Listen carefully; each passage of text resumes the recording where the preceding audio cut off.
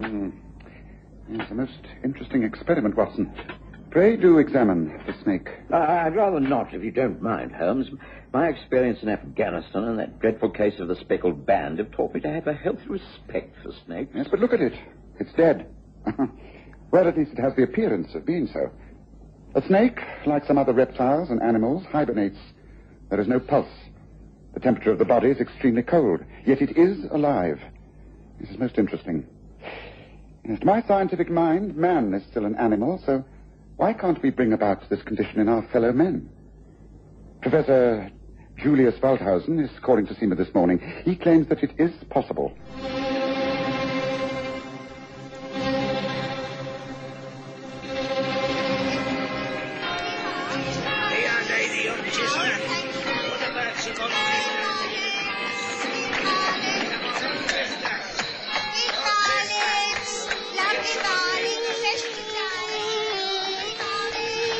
We present the Stories of Sherlock Holmes.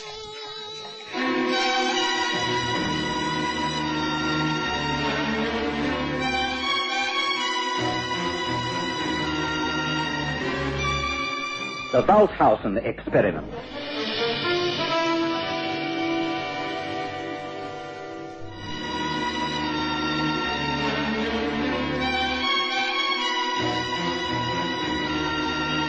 The autumn of 1887 was grey and gloomy. The trees knew winter would be dark and bitter. They shed their leaves early, and the cold drizzle swirled the dead masses into the gutterings of the rooftops, into the blocked drains and dirty manholes of the London streets. It was a depressing time, a time for crackling log fires and indoor comforts. On one such dreary morning, I came down to breakfast to find Holmes seated at his workbench. Mrs. Hudson's excellent meal lay neglected upon the table. Holmes was hard at work on the body of a snake. Yes, as I say, most interesting. Take a look, Watson. You must agree with me. Well, I think I prefer my breakfast, Holmes. Surely you can leave that wretched reptile for a cup of hot coffee. By all means, Watson. At least I'm sure that the creature will not slither away. But you haven't answered my question. Do you think it possible to place a human being in a state of suspended life? As a medical man, I must say that I do not, Holmes. It's entirely against nature. Well, one could argue that pain-killing with anesthetics is exactly the same, Watson. And yet they're making enormous strides in such practices. That is the doorbell. It must be my visitor, Professor Valhausen. Well, it's time for you to answer my second question. Are you interested in hearing this man's theories? Well, I'm certainly not leaving until I've finished my breakfast. I assume you will not be above offering him a cup of coffee? Of course not. And keep your ears open, Watson. I would like your opinion. There's a gentleman here to see you, Mr. Holmes. No card. Couldn't catch the name. Professor somebody or other. Professor Valhausen, yes. Show him in, please, Mrs. Hudson. Very good, sir. This way, please. Danke. Thank you very much. Mr. Sherlock Holmes, and this must be the well-known physician, Dr. John Watson. That is so. Good morning to you, Professor. Pray do be seated. There's a coat rack near the door for your wet clothes. Come near the fire. Would you like to join us at breakfast? I have already eaten, but a cup of coffee would be most pleasant. Allow me. Please make yourself at home. I'm afraid the place isn't very tidy. Well, compared to my own home, it is neatness itself. I am afraid I drive my two assistants to much anger with my ways. You have assistants, and they help you in the experiments which you wrote to me about? Yeah, that is correct. I see you have the sleeping snake curled up on this tray on the table. You are interested in suspended life, Mr. Holmes? In hibernation of animal life, yes. No one can doubt the existence of such patterns, but I know nothing of your experiments with human beings. I am no monster, Mr. Holmes. I have made no such experiments. I am no Frankenstein from the pages of Mrs. Shelley's novel. But I have carried out many tests on many pets, cats, dogs, and even farm animals. I have had them declared legally dead by veterinary surgeons. And then, much to their amazement, I have, by a simple injection of a serum, brought them back to life with no harm done whatever. I think it is possible that this can be done with human beings. Does that amaze you, Dr. Watson? Well, frankly, yes, it does. While keeping an open mind upon the subject, I must say I can't see any valid reason for wishing to bring this about. I mean, in what circumstances could it be of use? Travel? Travel? Oh, yes. One of these days, man will travel out into what we call space. I believe within 100 years we shall have set foot on the moon. Oh, come now. That really is something from the pages of a novel. That will never be possible. What do you say, Holmes? As you say, Watson, it's best to keep an open mind. But to return to your theories, Professor, you feel that man cannot only conquer space but also time? You believe that one can suspend life and return from the dead, say a year later, without having aged in any way? Yeah, exactly. I am sure of this. There are very few men of your precise knowledge and imagination in London, Mr. Holmes. I invite you to examine my experiments at any time. My home and laboratories are at Harrow Lodge, Main Road, Hatch End. My assistants are Dr. John Rossiter and his wife Eileen, both qualified scientists. They are helping me with my work. I should be ready for a demonstration in 10 days, a fortnight. Will you both attend? I should be most honored if you would. Do say you agree.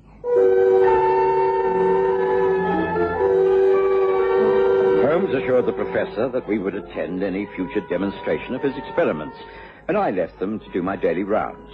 Frankly, I thought the old fellow a rather dangerous eccentric. Holmes reserved his judgment and continued his own studies. I was far too busy with my work to bother much about the professor, and soon forgot his invitation, until one day... Oh, goodness gracious me, what a tragedy. Oh, Professor Valhausen's been found dead. Oh, Holmes, he's died in his sleep, natural causes, and there's no suspicion of foul play. You read this, Holmes? I have indeed, Watson. I sent a telegram of condolence to his home and a request that I be allowed to visit his assistants, Dr. Rossiter and his wife, this very afternoon. If you're not overworked, perhaps you'd care to accompany me. I agree with you that if this be a natural death, then it's extremely sad news, for I sincerely believe that the professor was on the verge of an outstanding discovery with his experiments. Yes, well, shall we try to find out more, Watson? As always, when requested to accompany Sherlock Holmes on any of his investigations, I managed to find the time to do so. And because the weather was so inclement, we took a four-wheeler straight from Baker Street to Hatch End. It was a blustery, uncomfortable journey, and I wondered if it really was worthwhile. We arrived at Harrow Lodge to find Rossiter and his wife Eileen in a state of near despair. I'm sorry to welcome you like this, Mr. Holmes. It's been a very great shock. My wife and I are at our wits' end. It was the one thing we did not expect. The professor was not a young man, but he seemed in good health. We were all working so happily. There was so much at stake, and to have something like this end it all. Must have been very upsetting for you both. Tell me, you were privy to all the professor's theories? To most of his experimental work, yes, we worked as a team. But there were a great deal of his latest ideas that he wrote in German. Just notes, you understand. We were simply here to follow his instructions.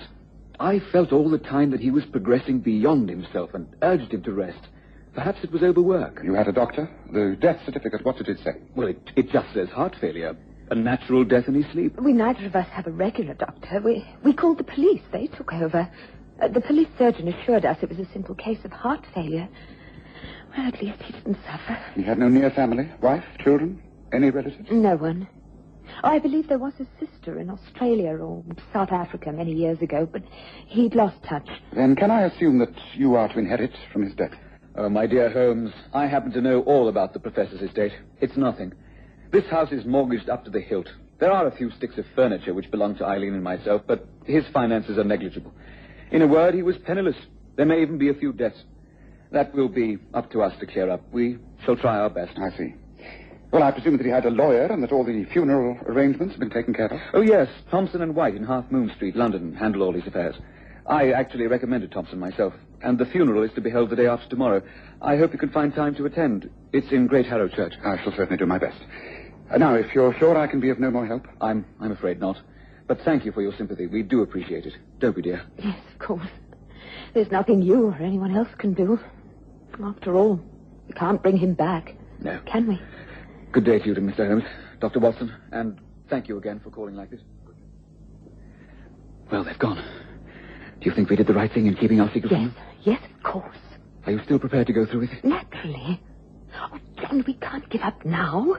The fact that the professor's dead makes it even more urgent. We must go through with our plans. How are we going to live otherwise?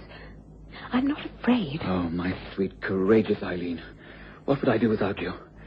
Very well. We carry on. We must make detailed plans this very day. Then all you have to do is trust me. You do trust me, don't you? With my life, darling.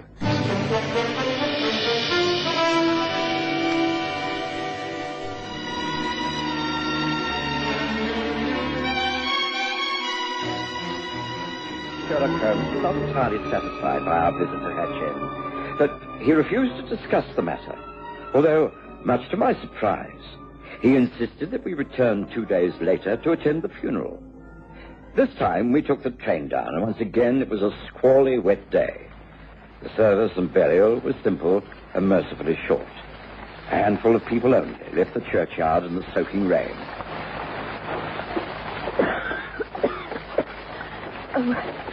Oh, dear. What a miserable affair. You really shouldn't have attended, darling. You should be home in bed. Don't you agree, Dr. Watson? You certainly seem extremely unwell, Mrs. Rossiter. I should advise an immediate return home, a hot bath, and a few days in bed. You say you haven't a personal physician? No, but it's all right.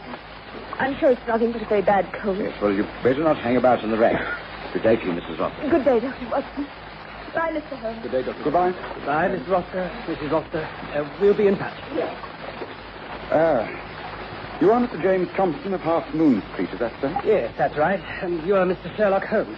I'm sorry we've met under such sad circumstances. Are you returning to London? About a 12:10 train, yes. Then perhaps we can travel together. I have a cab waiting in Church Lane to take me to the station. Oh, will you join me?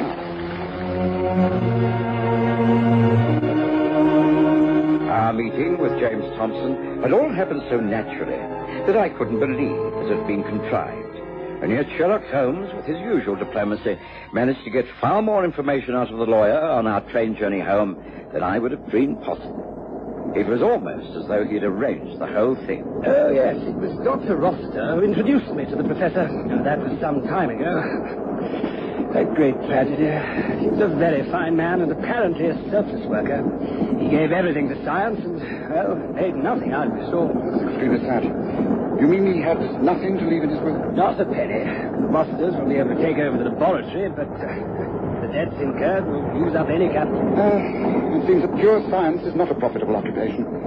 Research, such as the professor and his assistants do, should be conducted in some college or sponsored by a government organization. Yes, I've often suggested that to Rossiter, but, well, he seems to think that these experiments are of a special kind. He has a little money of his own, of course, but how long that'll last in these new circumstances, I don't know. He seems a very sensible young man. He must have some plans. If he has, I know nothing of them. Apart from an extraordinarily large life assurance policy upon his wife, well, they seem to be drifting somewhat. Oh, but I shouldn't be discussing my client's affairs. Do forgive me. It was only done out of sheer concern. Of course. Yes, I understand. Well, one can only hope that the future is kind to both of them. Now, look, you know my address. 221B Baker Street. If there's anything I can do for you or the Rossiters in the future, please don't hesitate to call upon me, Mr. Thompson. With that, Holmes retired behind his newspaper, and Thompson and I made small talk for the rest of the journey back to town. Once again, I forgot the affair completely, until one morning, a week later.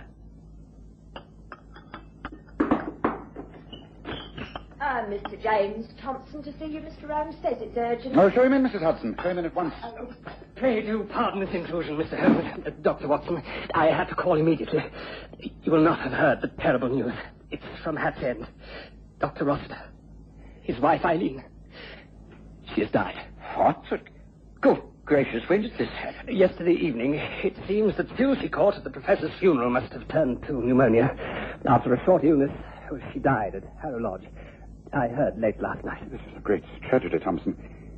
Have you made full inquiries? I mean, who was the doctor? I presume they called one in. Yes, a local man. There are only two in Hat's End. This fellow is Cyrus Mortimer. He was too late to get Eileen into hospital. By the time he got to her bedside, she was dead. Really, Mr. Holmes, it does seem as though that place is doomed to tragedy. How has Rossiter taken it? I gather he's most upset. He's coming here tomorrow to see if there's anything I can do, but it's really rather a waste of time. I thought you'd like to be told the news instead of reading about it in the obituary notices of the newspaper. Yes. Thank you for calling. It's good of you. I think I shall send a wire of condolence straight away. Perhaps if Rossiter comes up to town, he will also call upon me. Or if it's not too much of an imposition, maybe I can join him at your chambers. By all means. It's most odd. I have the strangest feelings about these two deaths, Mr. Holmes. They're both from natural causes, of course, but I am disturbed about them. It makes me fear that perhaps John Rossiter's own life may be in danger. I know it sounds absurd, but, well, they say tragedy often strikes in threes, don't they? Well, I shall be at my offices all tomorrow morning. Rossiter is due at 11. Please feel free to join us at any time after that hour. And now I must go. There is much to be done. Oh, sad business. Yes, indeed, a sad business. After James Thompson left us, Holmes sat for a long time in his chair by the fire, his unlit pipe clenched in his teeth and the fingers of his thin hands placed together. He stared at the flames, stirring himself only to say... It's not often that I'm tempted to agree with another person's intuitions, Watson. I'm a person who deals in facts only, but... I'm inclined to agree with Thompson. There's so much missing. So much that cannot be explained. Oh, well. Meanwhile, I shall return to my animal studies on hibernation. Oh, Holmes, ever since the professor invited you to interest yourself in his experiments, you've become obsessed with the idea of suspended life. As a medical man, I'm used to seeing death as it really is. I can only say what I said in the beginning. It's a fantasy, and one far ahead of its time. Such things should be left alone, and that's that. Although I was quite dogmatic in my viewpoint, I still agreed to accompany Holmes the next morning to meet John Rossiter and give my condolences. Much to my surprise, Holmes appeared to be rather unsympathetic. He asked a great deal of questions that I personally thought unnecessary. I do hope you have finished any business you've been discussing, Dr. Rossiter. Yes, there isn't very much. Just a question of money for the funeral. 2 deaths in such a short time is a severe draining on my savings. Mr. Thompson has agreed to advance me a small loan upon my wife's life policy. Ah, I see. When is the funeral to take place, may I inquire? In 2 days' time. Arrangements have been made with the same funeral parlor as before, but Eileen is still lying at home, back at Harrow Lodge. I simply haven't been able to say goodbye to her. It is weak of me, I know. Now, if you will excuse me, I really must be getting back there. Thank you for your condolences, and thank you for your financial support, Mr. Thompson. You will excuse me now, won't you? Yes, of course. I'll walk with you to the station, if I may, Dr. Rossiter. Yes, of course.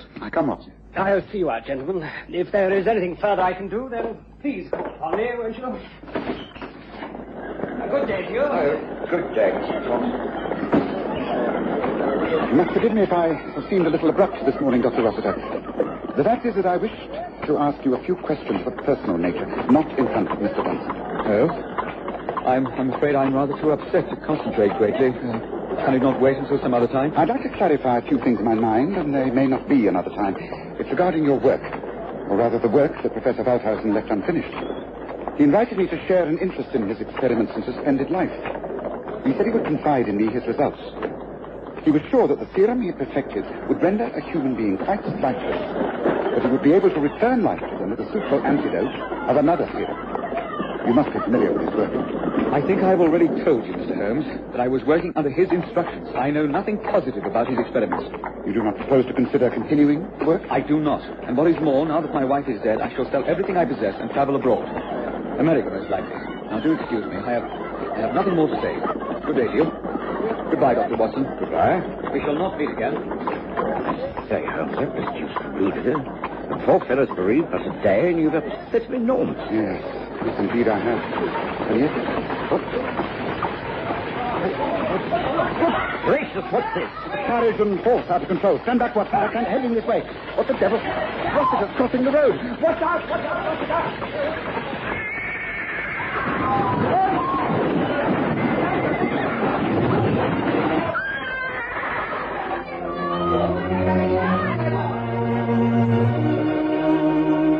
It was all over so swiftly. The runaway horse and carriage knocked over John Rossiter. He disappeared under flying hooves and the heavy wheels. By the time the carriage had been stopped and order returned, I had examined the body. Rossiter was dead. He must have been killed instantly. And he was dead, Holmes. You're right. So was Thompson. It's a case where death comes in three. Watson, I don't wish to appear heartless, but there's a great deal more at stake here than appears. We must summon the police and leave this all to them. You and I are taking a four-wheeler and heading for Harrow Lodge. If my theory is correct, we may still be in time to prevent a third tragedy. Come along.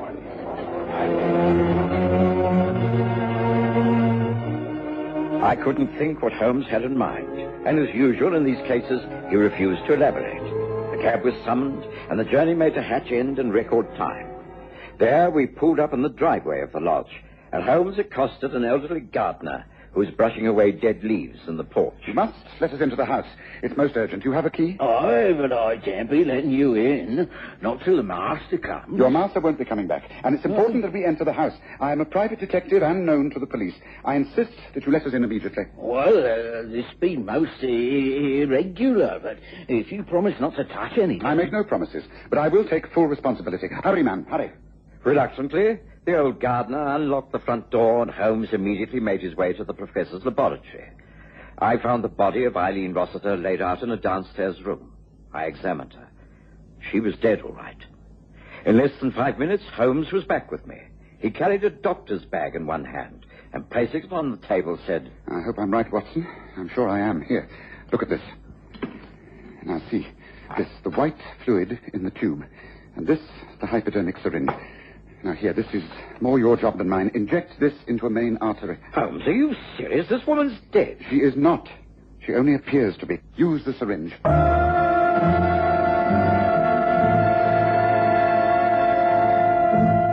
With trembling hands, I did as Holmes had ordered. I could not believe in this fantastic experiment. After the injection, we stood at the trestle table for what seemed like hours before I noticed the color returning to the woman's cheeks. Shallow breathing started and gained in strength. And Eileen Rossiter was coming alive before our very eyes. It's working, Watson. And she will live, after all. You see, while I do not doubt the professor's death is genuine, the Rossiters engineered this, using the serum and antidote to render this woman certified as dead. The plan being to claim the life insurance money and bring her back to life, then leave the country to start anew somewhere else. As you say, it's unbelievable. And an experiment that should never have been made. Poor woman. How she will start again after knowing of her husband's death, I can't imagine. But we've saved her life, Watson. She must make up her own mind how she uses it. Poor soul.